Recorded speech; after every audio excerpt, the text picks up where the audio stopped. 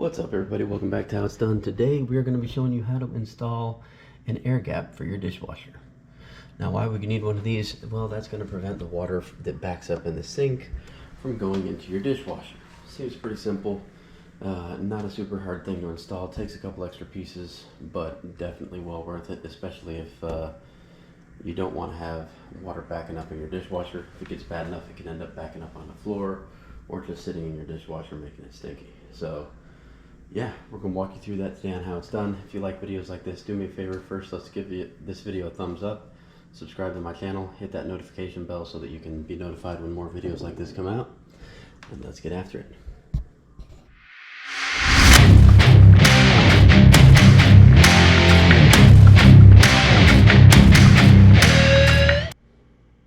Alright, so there's several pieces you're going to need.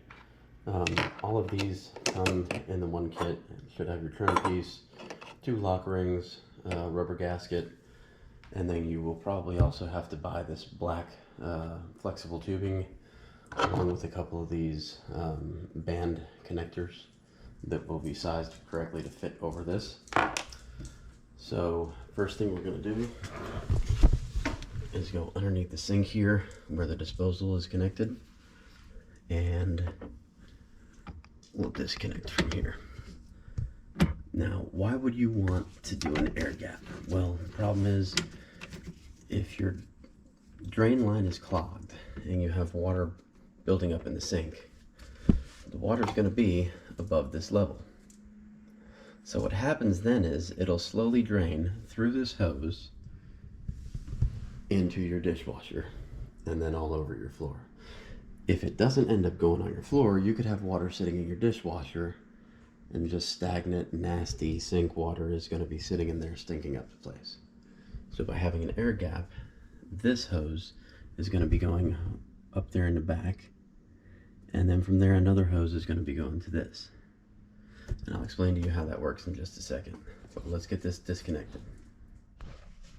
Alright, so we've got this line disconnected. It's important to note that when you're hooking this up, the dishwasher line is going to go to this smaller inlet, the one that goes straight up, and the one that comes from, or that rather goes to the disposal, which is this big black hose here. It's going to go to the bigger side, or the one that goes kind of at a 30 to 45 degree angle from this. And the reason being is the dishwasher is going to shoot the water up in here, and then from around the edges, you can kind of see by looking in there, it will then drain itself back down into your disposal and down your drain. So if the disposal gets backed up, there's no way it can go up in here.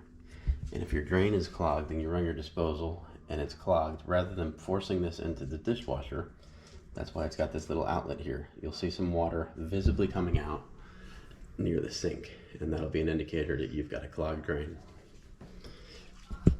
Alright, so once we've got the hoses connected up, we're going to run this underneath.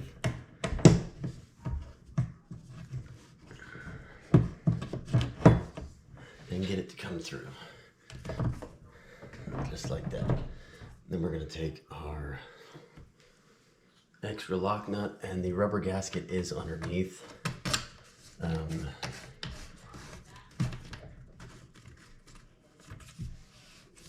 So that this can sit relatively flush. And I've just got this pretty well hand tight for now. And then that can pop on there, and you want to aim that kind of at the sink so that if the water does come up, it will go into the sink.